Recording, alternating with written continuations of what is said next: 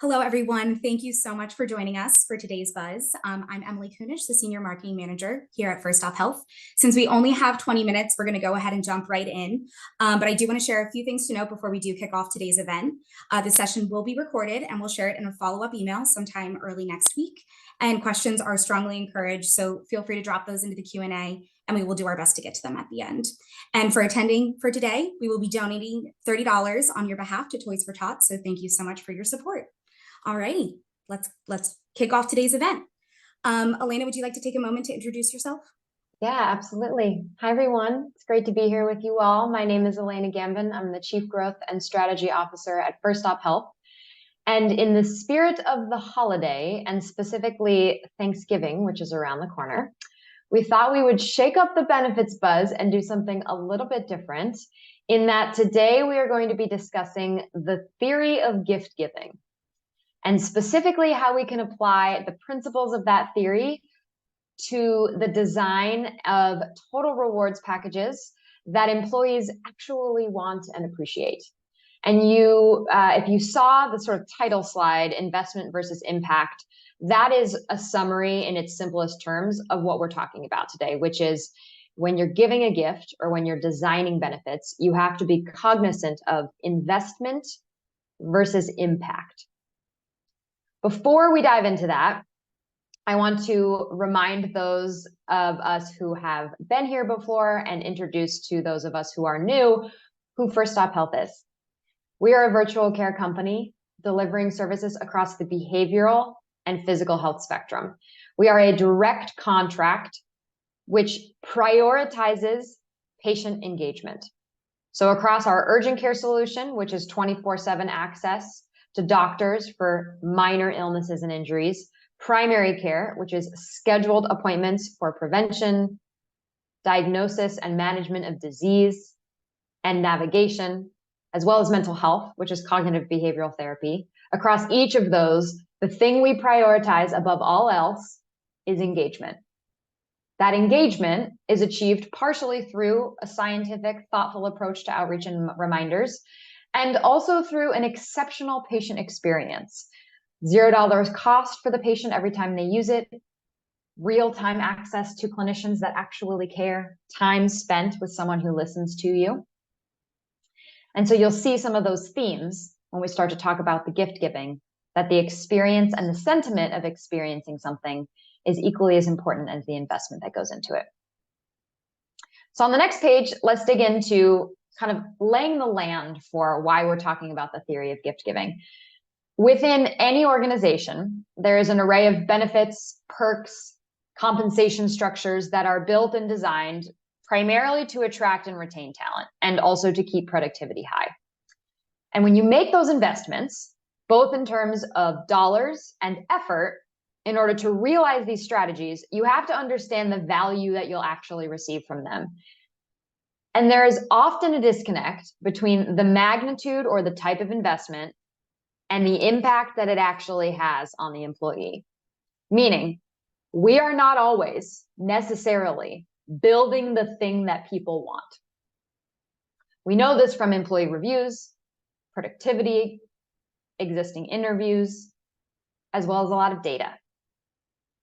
Part of the problem here is that often employers lack the structure of capturing data or the data to understand that gap. Part of it is sometimes a lack of creativity or a lack of desire. But most of the time, the reason for that gap is because there is a lack of understanding about human behavior and the way that people receive and internalize information. There are literally hundreds of frameworks you could choose to analyze this problem and identify a solution. But today, we've chosen this framework of gift giving.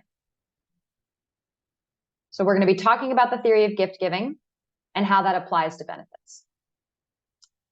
Before we do that, I want you to take a pause and think about a gift, either the best gift you've ever received or the best gift you've ever given. You can write this down on a piece of paper if you like. Maybe you're actually noodling on this right now as the holiday season approaches. And what I want you to picture is not only what it was, who you gave it to or who gave it to you, but but how it made the recipient feel, what the impact of that gift was. Describe it. I'll share mine. The best gift I ever got when I was 10 was a softball glove from my dad. Black leather, A2000, the same glove that Kurt Schilling used when his team won the World Series. And that glove was used for many, many, many years. I still use it today, particularly in the backyard every day with my dad as I was learning how to pitch and become a softball pitcher. It is my most prized possession. That glove probably cost $150. And out of every single gift my family has ever given me, it is still the most important because what it represented was time with my dad, a new skill, the reminder that when you put in hard work, you can be good at something. So as you listen to that, and as you think about the gift that you wrote down, I want you to pay attention to the fact that most of you probably did not write down that the best gift you ever gave or received was the most expensive. So let's talk about the theory of gift giving. The theory of gift giving says that there are 3 principles one should adhere to in order to optimize the gift that they're giving from the perspective of the recipient. The first is that this gift should make a recipient feel seen and heard. A gift represents a giver's attention to detail, the amount of time that they've spent thinking about that person. It conveys that the recipient has been listened to and understood. So this might be tickets to a concert when you've overheard or remembered that your best friend said their favorite band was coming into town, and you happened to be listening and you paid attention and you acted on it. Maybe it's homemade Christmas ornaments because you remember your boss saying that they're starting their first Christmas tree and don't have anything to put on it. The second theory of gift giving is that good gifts expose the recipient to a new idea. It helps them learn or grow, introduces them to something creative, purposeful, useful. This might be gifting your partner mandolin lessons because they really want to learn about music and they enjoy it, but they wouldn't necessarily venture down that path themselves. And the last component of gift giving is that a good gift bestows a sense of luxury on a recipient. This does not mean that what you are gifting is high cost. It means that this gift is something that that recipient might not be able to access themselves or might not do for themselves. They might not prioritize this. It's generally unexpected. It's often a surprise. It might represent the highest quality version of something. This might be sending your newly pregnant best friend some really thoughtful prenatal, postnatal creams and lotions that you know they wouldn't buy for themselves because they often prioritize others above themselves. So let's click a layer deeper and think about how this can be applied to benefits. So most employees actually perceive benefits the same way they perceive a gift, even though it's very different, right? A gift is something given voluntarily. It's not an exchange for work, whereas benefits are. But the reason they perceive benefits this way is because both benefits and gifts spotlight our own preferences, our own needs, our own desires, and fundamentally our feelings of deservingness. So if you look at principle 1, recipients feel seen and heard.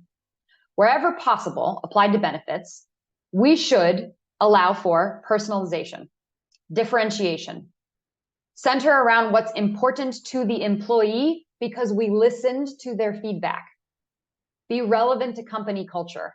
Often this means that benefits need a focus on the whole person, diversity, equity, inclusion, and belonging, support for the entire family, not just the employee. Let's look at the second principle. The gift helps the recipient learn or grow. So too should benefits.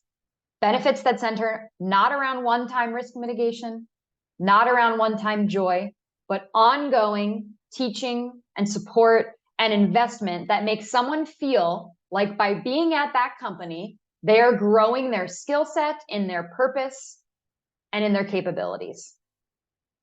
Sometimes this is investments in access to professional networks. Sometimes this is stipends for ongoing education or certification.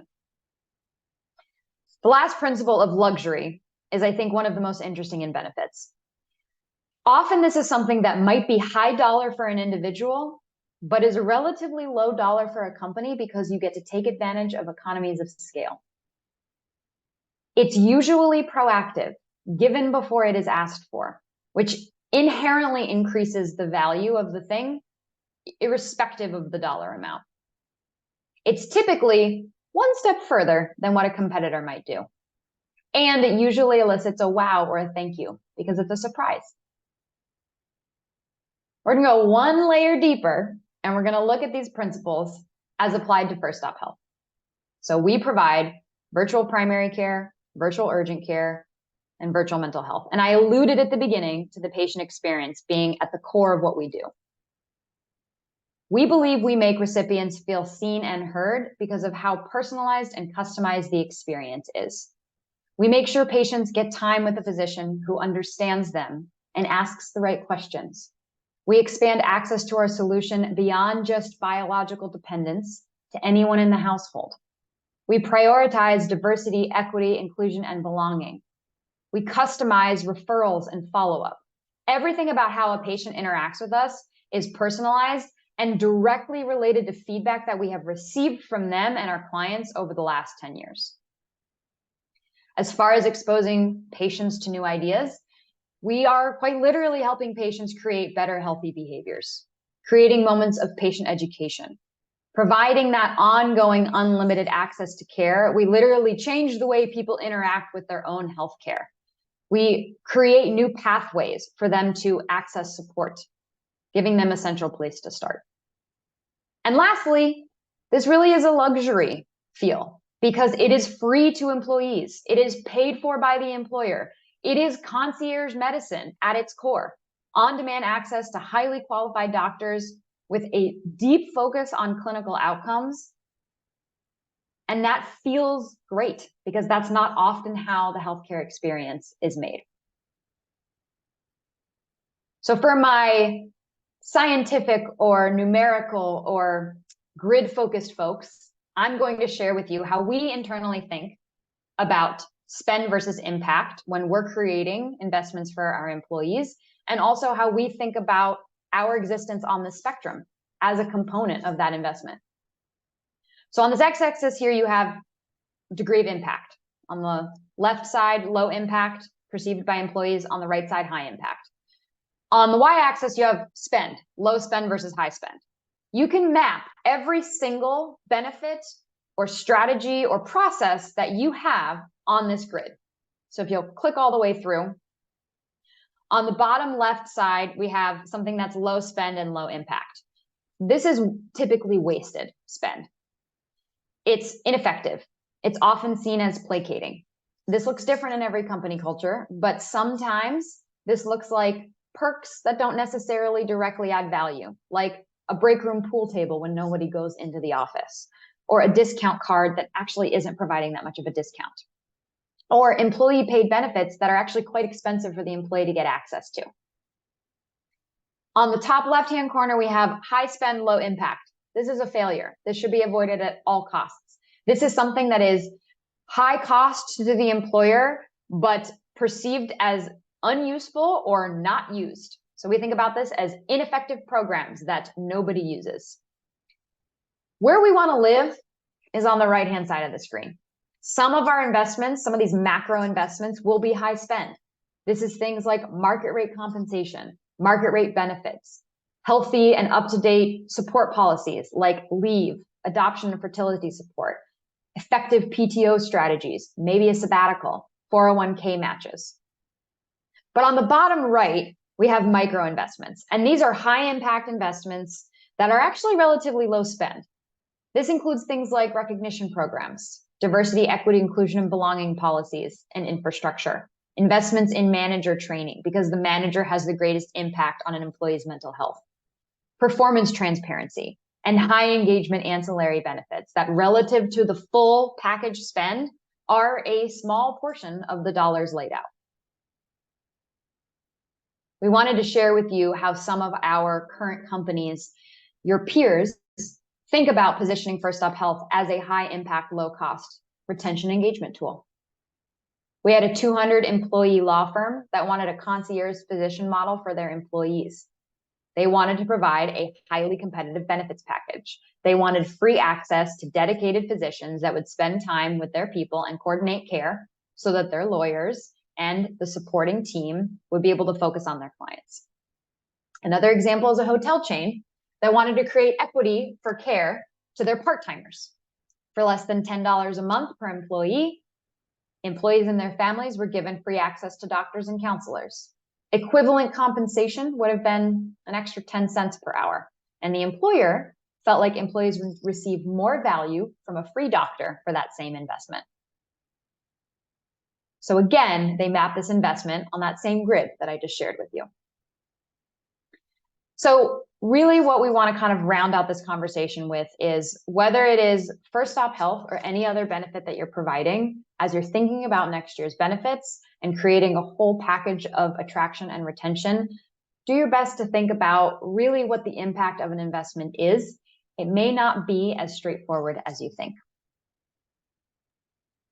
Thank you so much, Elena, for such a thoughtful presentation. We do have one question in the queue.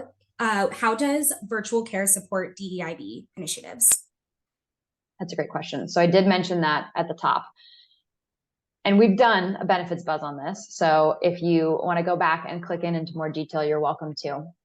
We really think about diversity, equity, inclusion, and belonging in 3 pillars. So the first is that the service has to be clinically competent, and the network of providers that you are serving patients with needs to be culturally competent, which means you need a dispersion of representation across languages, backgrounds, genders, and experience. The second pillar is access equity. So you heard me talk before about how we support part-timers. We support all of those in the household, even if they're not biological dependents, right? So who gets access, how they get access, not just limiting access to an app or a web, but providing an 888 number for the people who just want to call, making it $0. There's a whole host of ways that we think about access equity, regardless of who needs the support. And then the third pillar is reviewing how we're doing from a data perspective. There needs to be parity in outcomes, regardless of who's using the solution. So a Spanish speaker should be able to access a Spanish-speaking physician in roughly the same amount of time as an English speaker, because it's not enough to just have Spanish-speaking physicians. The caliber of experience has to be the same. So monitoring that data, qualitatively and quantitatively reviewing the outcomes is a really important piece of that. Great. Well, thank you so much. I think that should wrap everything up for today. Thank you to everybody for joining us today. The Benefits Buzz will be returning with some exciting new topics come 2024. I hope you all have a wonderful and safe holiday season. Hopefully today's content inspired some great gifting options for your loved ones, as well as for your workforce. Take care and have a wonderful holiday season. Thank you. Bye, everyone.